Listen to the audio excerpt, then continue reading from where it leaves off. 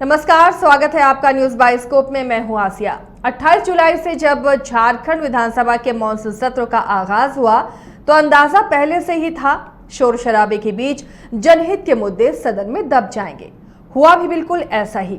समापन के एक दिन पहले तक सदन में इरफान अंसारी के नाम पर गूंजता रहा। माफी के बीच जनहित के मुद्दे झूलते रहे। पूरी रिपोर्ट देखिए। रांची में पिछले 24 घंटे से लगातार बारिश हो रही है। खेतों में बारिश की बूंद बरस रही है, लेकिन रांची के कोने में बारिश के बीच माहौल बेहद गर्म है। रांची के इस कोने में राज्य का सबसे बड़ा हिस्सा है, जहां जनहित के मुद्दे उठते हैं, और जहां जनहित के मुद्दों पर सवाल जवाब की जरूरत है, वहां माफी पर बहस छिड़ी हुई है।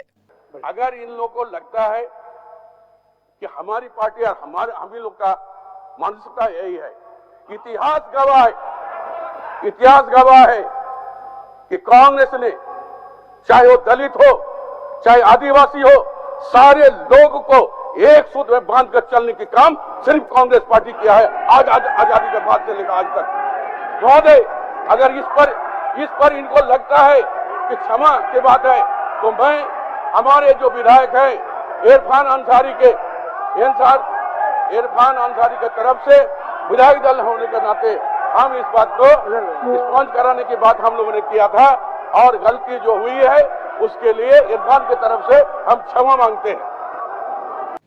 आदिवासी पर विवादित बयान इरफान अंसारी का। सदन में हंगामे के बीच इरफान खेद जता गए हैं।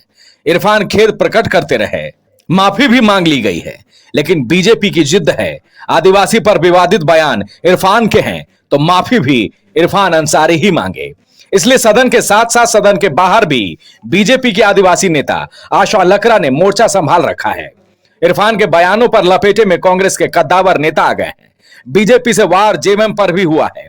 कांग्रेस जेएमएम की नीतियों पर सवाल उठाए गए हैं। राज्य के प्रथम मुख्यमंत्री को भारतीय जनता पार्टी ने आज राज्य का एक जिम्मेदारी दिया है संगठन को आगे बढ़ाने के लिए। आपने तो विपक्ष का नेता बनाने से डर गए और नहीं बना पाए, लेकिन भारतीय जनता पार्टी उनको राज्य का भारतीय जनता पार्टी का अध्यक्ष घोषित कर दिए, तो आपके पेट में दर्द हो गया, आपको खलबलाहट हो गई। तो कहीं ना कहीं केंद्र के इशारे से आपने इस तरह से किया है। कांग्रेस का यही भर नीति नहीं और नक्शा नहीं रहा।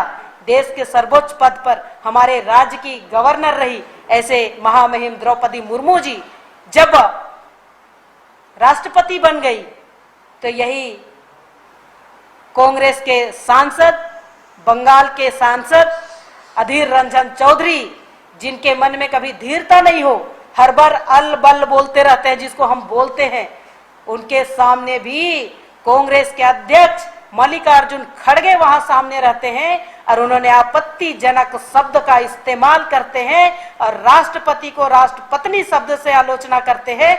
तो ये कांग्रेस के फितरत में रही है कि किस तरह से आदिवासी को नेग्लेक्ट करे।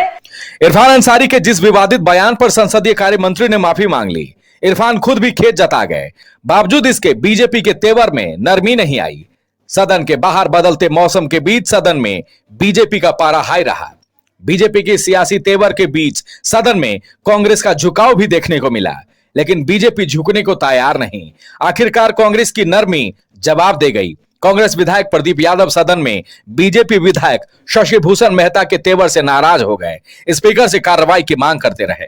अध्यक्ष महोदय, जिस बात को लेकर तकरार हो रहा है, मैं समझ सकता हूं कि ठीक है, अगर इन्होंने कुछ इस प्रकार की बात की है तो वो माफी मांगेगा, वो एक अलग विषय है। लेकिन जिस प्रकार से शशि भूषण मेहता का व्यवहार है, मैंने बाहें कस करके लड़ने का मूड बनाना, हमें लगता है कि ये फक्त लोक परंपरा का पाठ नहीं। अध्यक्ष, इनकी निंदा की जानी चाहिए और इनके व्यवहार के विरोध में इन्हें 2 दिनों के लिए निष्कासित किया जाना चाहिए विधानसभा के अध्यक्ष महोदय। मैं ये मांग करता हूं और पूरी सरकार भी, हमें लगता है कि इस पर, और पूरी विधानसभा इस पर विचार करे।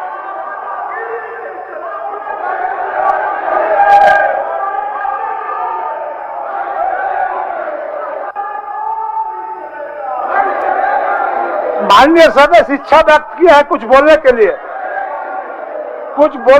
इच्छा व्यक्त किया। आप लोग सुनिएगा।